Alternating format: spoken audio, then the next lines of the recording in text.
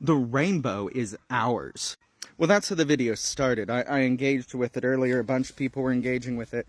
And when the engagement turned from amens and God blesses, probably AI, that's dead internet speak, right? Hashtag Scarlett Johansson. Why does AI love Scarlett Johansson? Is it because we all love Scarlett Johansson? Sorry, got off topic. When the comments switched from blanket amens to thoughtful pushback and some harsh pushback, I'm not cool with that either. She turned off the comments and she made it so that I can't stitch or duet. So here's the thing. If you're going to talk about the Bible, you got to be open to other people talking back about the Bible. And if you're going to use the Bible to be cruel to people, because that's what it is, right? Anytime you say something like, the rainbow used to mean, or the rainbow is ours, you're just trying to say something nasty about gay folks. And Jesus isn't cool with that. And if you're gonna try to hurt people with my Bible, you gotta be okay with me talking back. So here's me talking back. The Noah story, which is not a children's story, that's not something to teach in your children's Sunday school class, that's not something to paint in your children's wing at your church. It's a story about everyone dying. Everyone except like a handful of people. It's this mythic story. Myth meaning it's a world-building story. It explains why the world is the way it is in some regard. Now, you can believe that it actually happened. You can believe that it is sort of akin to lore or fairy tale. You can believe that it partially happened. A lot of people believe in a regional flood.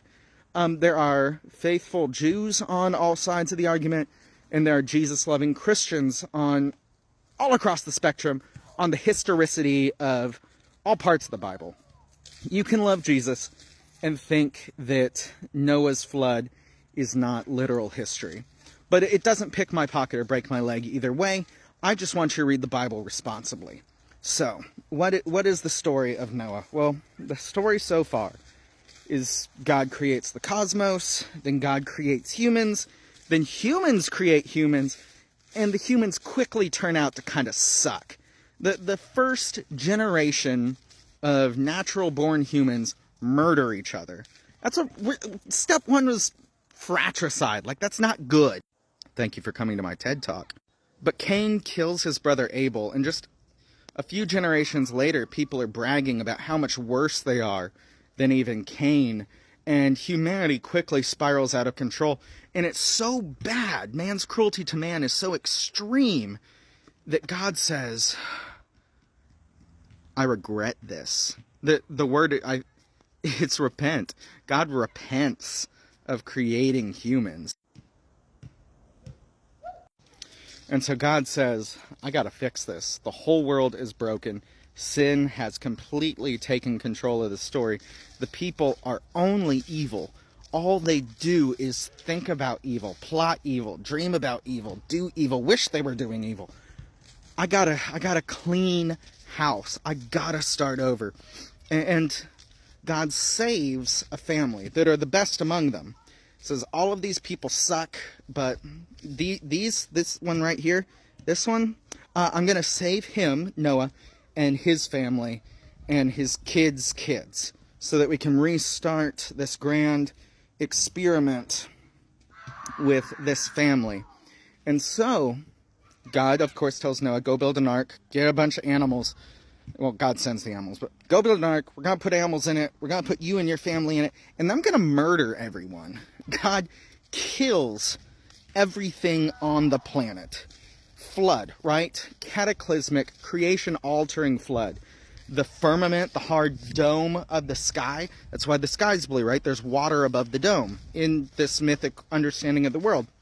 There's water, then land, then sky, then water.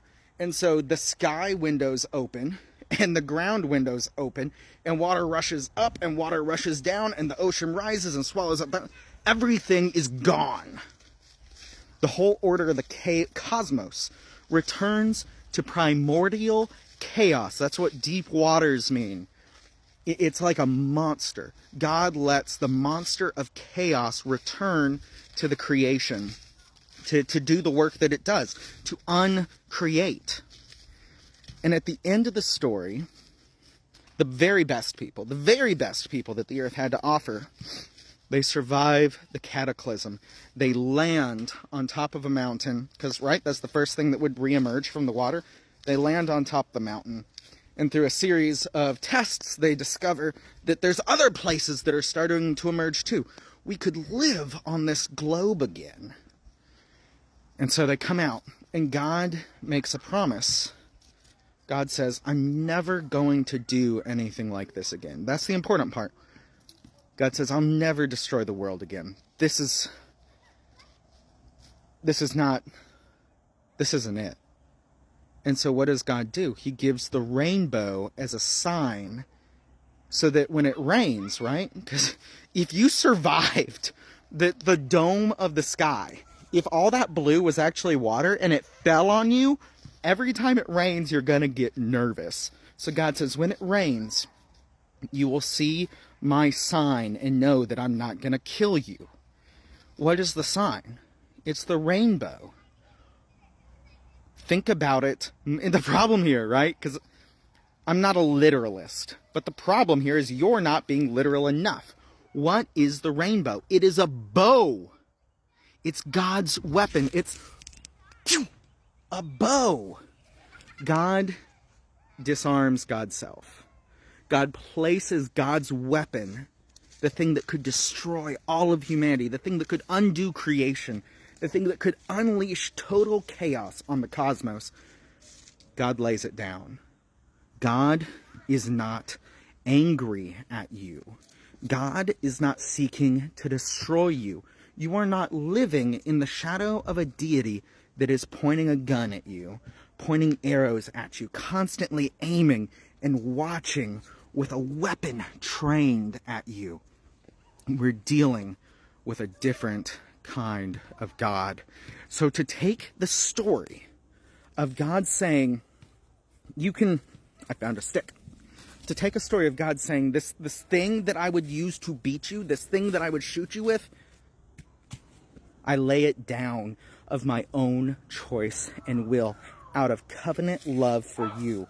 To take that story and try to use it to hurt vulnerable people is blasphemy.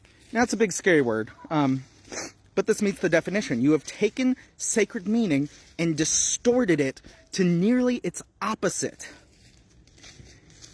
This is what it means to take the Lord's name in vain. To find a story where God tells you who God is, what God is like. The point is not the flood. The point is the rainbow.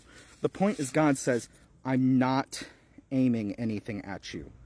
The point of the story is God has laid down God's weapon.